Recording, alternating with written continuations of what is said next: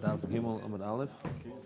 How far facing up? I think it needs to be facing up. I think there's no way for it to turn, huh? I could then get it to face up. This way? Yeah. Okay. We are on Daf Gimel Amud Aleph. I'm sorry, Gimel Amud Bet. Gimel Amud Bet. Discussing.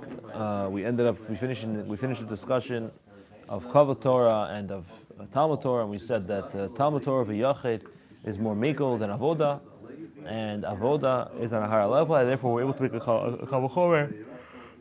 And whenever the Gemara brought down the stories of with Yeshua ben Nun going into Eretz Yisrael and trying to conquer Yericho, that was talking about Talmud Torah the Rabbim. And then we also brought a Braita of Avelut, and that we said that's talking about Kavod Torah. Kavod Torah, the Kavod of the Talmud Chacham, that's more Chomer than the learning of the Talmud Chacham. Talmud Torah Yachid is more calm. So we're picking it up from Amar Rava. Amar Rava, by the middle of the Gimel bed, about 10 lines down from the top of the page. Amar Rava, Pshita li avoda mikra Megillah adif. If you have avoda and mikra Megillah is more adif, which means mikra Megillah is more stronger, like we said, right? If you have avoda to serve in the Beit HaMikdash and you have to read the Megillah, mikra Megillah overpowers the avoda.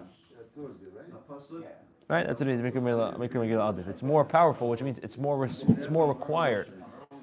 It's powerful, which means it pushes it away. Can you just do the sentence one more time? Yeah, I'm a Pshita li, it's pasha to me. Avoda Mikra Megillah. If you have avoda and Mikra Megillah Adif. Mikra Megillah is more powerful. How do we know? Rabbi Yossi Bar Chanina from the din of Rabbi Yossi Bar Chanina, who learned that from Mishpacha, like we learned that on Gimel and Aleph. Remember, we have Gimel and Aleph. Mishpacha is coming to include the families of the Leviim and the to have the Mevatel Davot come to here with Midrash. That's that. Talmud Torah Mikra Megillah. Mikra Megillah Adif. If you have Talmud Torah and Mikra Megillah is Adif. How do we know? With the Samchu Shal Beit Rebbe, from the fact that the yeshiva of Rebbe made a Kavod Chomer, right? Sorry, 1 second. I messed up. So can you go from Yossi Bar Chanina? Mid Rabbi Yossi Bar Chanina, from the din of Rabbi Yossi Bar Chanina.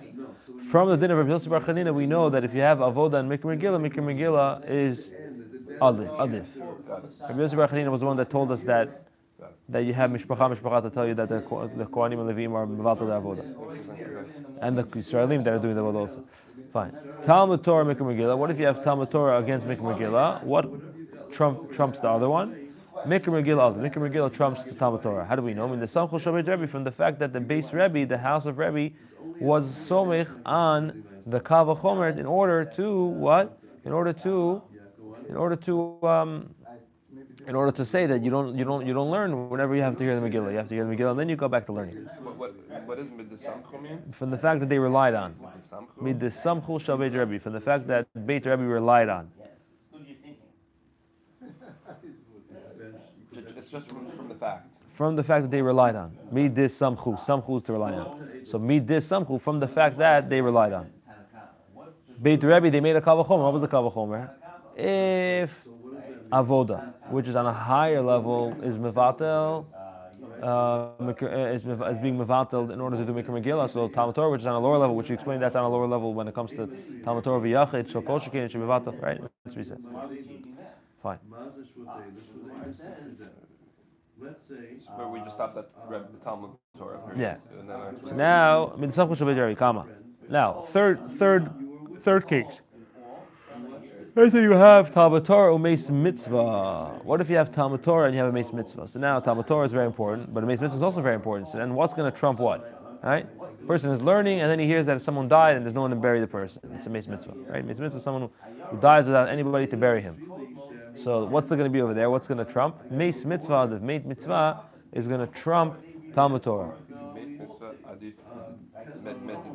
From the fact that we learned in a Braita, Midatanya, from this Braita. What does the Braita say? Mevaltan Talmud Torah lohotzat hamet lochnasat kala. We're mevaltan Torah for hotzat hamet, for taking out a dead body, right? Which is a Meis Mitzvah, and lachnasat kala, and also for achnasat kala, for marrying off someone, right? Those two mitzvot are mitzvot that we are going to mevatel in order to I'm sorry. Torah is going to be pushed away because of these two mitzvot, because the mitzvah of achnasat chala and because of burying the dead body. What is the mitzvah of the Hachnasat Kala? Marriage, marriage, bringing a Going to kala. a wedding? Achnasat chala means literally bringing the kala in, but it means bringing means going to a wedding. It doesn't seem like such a big deal. What do you mean?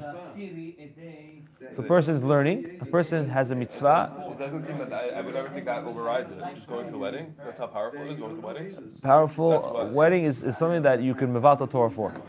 It gives you, it warrants you to mevat the Torah for.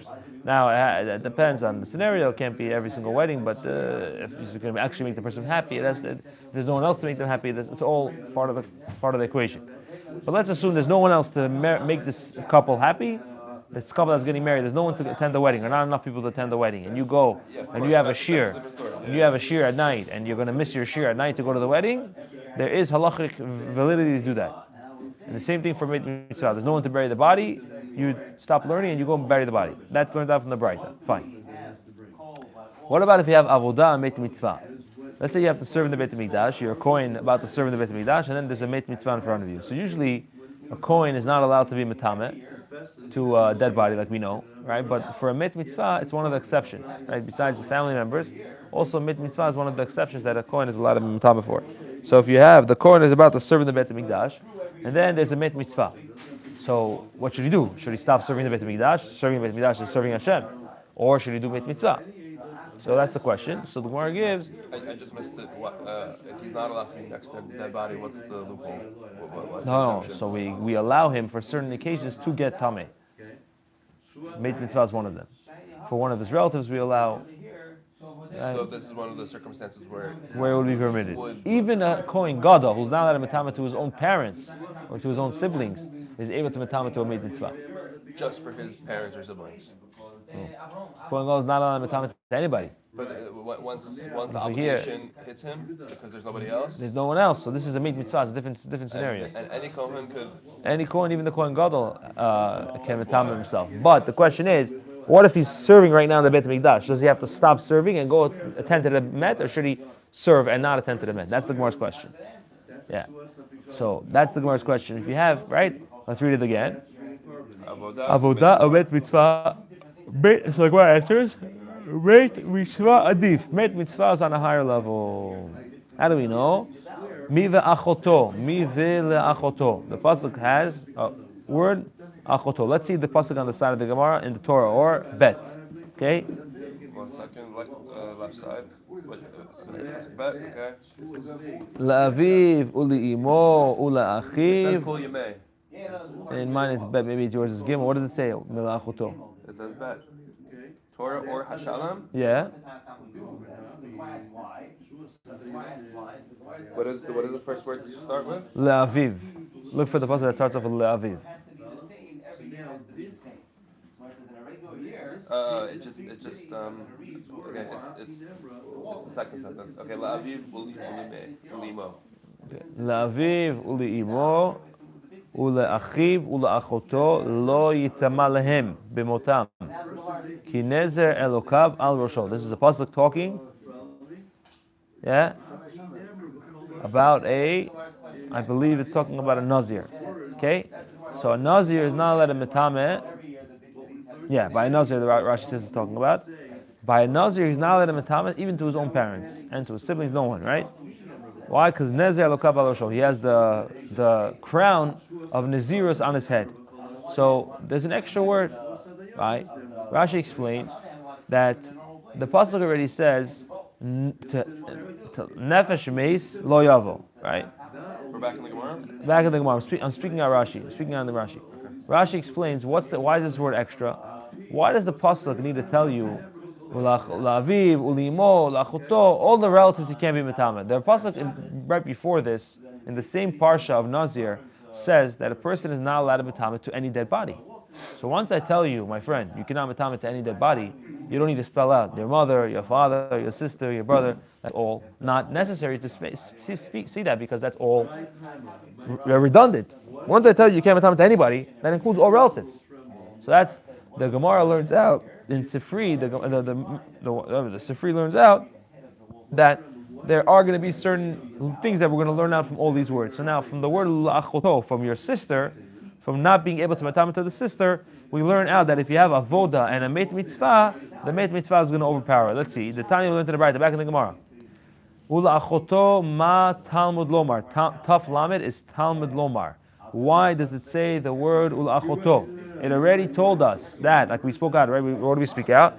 A Nazir is not allowed. The pasuk says a Nazir cannot metame. You're blocking the camera a little bit with your. Sorry. A Nazir is not allowed to be metame. A Nazir is not allowed to metame a himself to any dead body. So why does the Torah need to go out of its way and say, and you cannot metame yourself to your sister? That's extra, right? So the Gemara says, what am I learning out? Ula'achoto ma Talmud lomar. What am I learning out from the word alachoto? Ula'achoto. Ula'achoto ma Talmud lomar. What is it coming to tell you? Right? Good? So at the time, Malachto Ma Talmud Omer. What is Malachto coming to teach you? Yes. Okay. So he says, Harei shaya holech lishchot et pitzcho v'lamul et vino. Someone who is going to slaughter his korban pesach. Yeah, I'm on the way to the mitzvah of right. Everybody has a mitzvah to do slaughter a korban pesach, right? Every Erev Pesach, every single Jew has a mitzvah. We can do it together with a few people, but at the end of the day, we have our independent mitzvah of going to bring a korban pesach, and we eat it on the night of the Seder, right? We'll be able to do it very soon. So we have a person who's going to slaughter his korban pesach, vilamulat bino, or to go and give a milah to his son, vilamulat bino, bring a milah to his son. Vishamani heard Shemet lo met, and he heard that one of his relatives passed away. Shemet lo met. Shemet lo, to him someone died, emet, which means that one of his relatives passed away. So he was traveling, right? He was on the way to bring the korban. He was on the way to do a brit milah. He's osek b'mitzvah, right? He's already osek b'mitzvah. He's on the way to do a mitzvah. I think it's the status of osek b'mitzvah. And then on the way that he's going to do the mitzvah, he heard that one of his relatives passed away. So what should he do now? He's in a little bit of a, how do you say, quandary, right?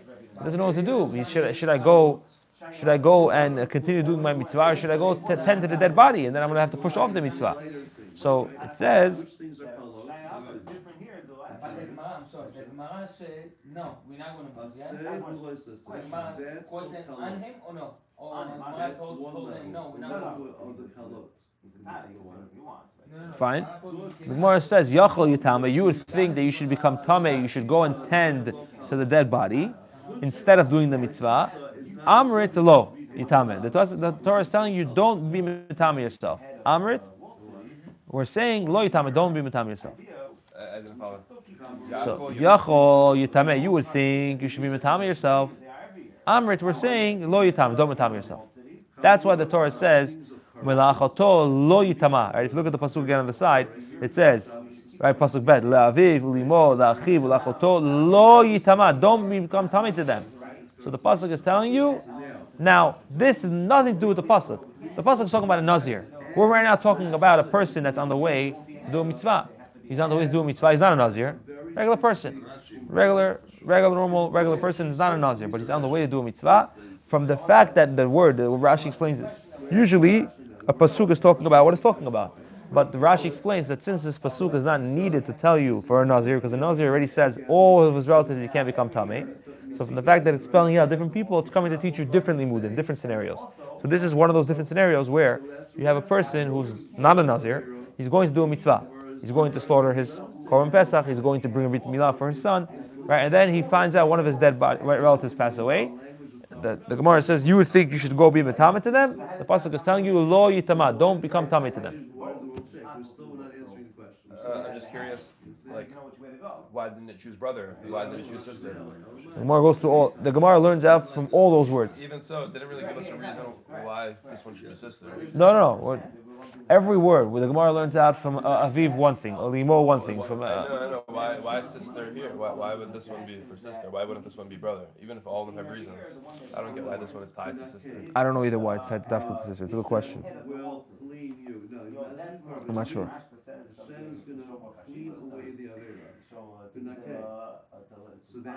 Yeah, Rashi learns lav dafka sister. A brother passes away, a sister passes away, anybody, it sounds like any relative passes away, you don't have a mitzvah to go, you don't have a mitzvah right now to go mitama, go finish your mitzvah first. Okay? Obviously, over here we're talking about where someone else can take care of the body. Because if not, then the sister and the brother, that a person's sister brother passes away, it becomes a status of a mitzvah. No one can take care of the body. We know that, right? If a person doesn't have any relatives, we call it a mitzvah. If a person doesn't have anybody to take care of them, it makes mitzvah. So obviously we're not talking about a mitzvah because that would be a different discussion, like the Gemara is going to say right now. So we're talking right now about a person who has, let's say a person's sister passes away, but he has other brothers that can tend to the body, that can bury the body, and you're on the way to do a mitzvah. So should I stop the mitzvah? Should I not? The answer is no. Continue on with your mitzvah. Continue on with mitzvah. That's what it's saying. Lo yitama, don't become tamei. Now, yachol, you would think. Yachol means you would think. Yachol, you would think. Sheshem she'eno mitameh la'achoto. Just like you're not going to get tamei, you're not going to become contaminated by a person's sister, which means you're not going to tend to your sister. Kach eno. What does kashem mean? Kashem, just like.